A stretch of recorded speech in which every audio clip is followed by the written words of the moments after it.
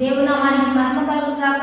దేవుని బిడ్డరా, ప్రతి ఉదయకాలం ఈ దినం దేవుని వాగ్దానం చూస్తున్నారు కదా, దేవుని నామాన్ని హెచ్చిస్తూ ఉన్నారు కదా, దేవుడే గొప్ప కార్యాలు జరిగిస్తూ ఉన్నాడు కదా, దేవుడే మీ పట్ల అద్భుతాలు చేస్తూ ఉన్నాడు కదా.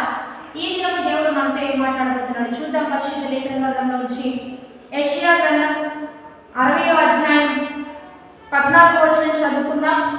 నిన్ను బాధించు వారి సంతానం వారు నీ ఎదురుకు వచ్చి సాగిలపడుదురు, నిన్ను తృణీకరించి వారందరూ వచ్చి నీ పాదముల మీద పడలేరు. యెహోవా పట్టణమనియు ఇశ్రాయేలు దేవుని పట్టణమనియు ఇశ్రాయేలీయ పరిశుద్ధ దేవుని సియోననియు నీకు పేరు పెట్టేది. ఈరోజు దేవుని బిడ్డారా, నీకు ఒక క్రొత్త పేరుని దేవుడు ఇవ్వబోతున్నాడు. నీకు ఒక మంచి ఆశీర్వాదకరమైన దీవెనకరమైన ఖ్యాతిని దేవుడు ఇవ్వబోతున్నాడు. దేవుని బిడ్డారా, 40 దినాల ఉపవాసం అనంతరము దేవుడు చేసిన అద్భుతాలు ఇవన్నీ కూడా, దేవుడు చేసిన కృప, దేవుడు చూపుతున్న కృప, దేవుడు చేసిన మహాకార్యాలు ఏమని తెలియజేస్తున్నారంటే, ఇప్పుడు వరకు నేను ఎంతమంది బాధించారు, ఎంతమంది తృణీకరించారు, ఎంతమంది నేను ఇబ్బంది పెట్టారు, ఇక వారందరూ నీ యొద్దకు రాబోతున్నారు.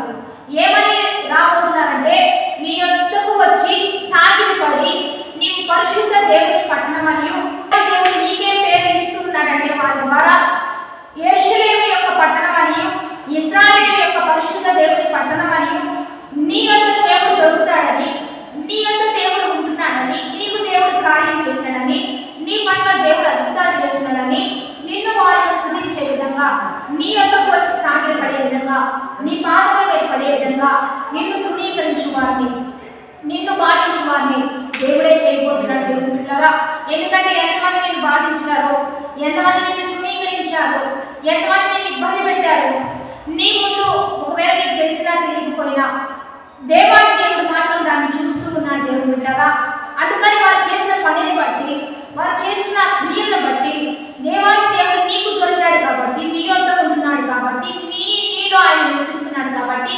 నీకు కృపనిచ్చాడు కాబట్టి, ఇక వారంతా వచ్చి నీ యొద్ద సాగిలపడబోతున్నారు, నీ పాదముల చెంత పడబోతున్నారు. నీ యొద్దకు వచ్చి నీ దగ్గర దేవుడు ఉన్నాడని, నీవు ప్రార్థిస్తే దేవుడు వింటాడని, నీవు వారి యొక్క మొరపెడితే దేవుడు కార్యం చేస్తాడని నీ యొద్దకు వారు రాబోతున్నారు. ఇక ధైర్యం తెచ్చుకో, సంతోషించు. తిట్టే వారిని తిట్టనివ్వండి, తృణీకరించే వారిని తృణీకరించండి, నిందించే వారిని నిందించనివ్వండి. ఒకరోజు వాళ్ళంతా నీ యొద్దకు రాబోతున్నారు. నీ పాదం దగ్గర దేవుడు పెట్టబోతున్నాడు. నీ యొద్ద దేవుడు దొరుకుతుంటే నీ సహాయం కొరకు వారందరూ రాబోతున్నారు. కాబట్టి సంతోషించు, ధైర్యం తెచ్చుకో, విశ్వాసంతో ముందుకు కొనసాగు. నీ యొద్దకు వచ్చి దేవుడి కృపను వారు పొందుకునే విధంగా దేవుడే చేయబోతుండగా ఈ అద్భుతమైన వాగ్దానాన్ని బట్టి ప్రార్థన చేద్దాం. పరిశుద్ధ మహోన్నత గొప్ప దేవ, ఈ దినం మీరు మాకు ఇచ్చిన బలమైన వాక్కును బట్టి నీకు మహిమయ్య. ఎంతమంది ఈ రీతిగా రాబోతున్నారు, ఎంతమంది ఈ రీతిగా సాగిలపడబోతున్నారో వారందరిని బట్టి నీకే మహిమయ్య. నీవు మా యొక్క దొరుకుతూ ఉండగా, నీవు మాకు దొరుకుతూ ఉండగా, నీవు మాలో ఉంటూ ఉండగా, నీ వాక్కు మాకు ఇచ్చి నడిపిస్తూ ఉండగా పరిశుద్ధ పట్టణంగా మమ్మల్ని మార్చాయ. ఇశ్రాయేలు దేవుని యొక్క పట్టణంగా మమ్మల్ని మార్చాయ.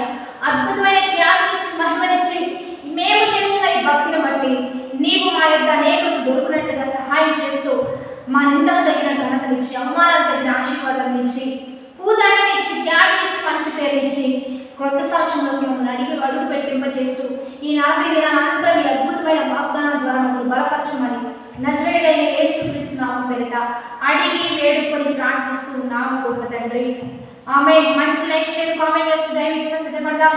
10-20 మందికి తప్పనిసరిగా పంపిస్తూ ఉండండి. దైవికంగా దేవుని స్తుతించండి. గురు, శుక్రు, శని, ఆది ఈ 4 దినాలు దేవుని స్తుతిద్దాం. దేవుడు చేసిన అద్భుతాలకై దేవుని మహిమపడదాం. లైవ్ ఇస్తున్నాం, లైవ్ ద్వారా ఏకీభవించండి. దేవుడు గొప్ప కార్యాలు చేయబోతున్నాడు. Have a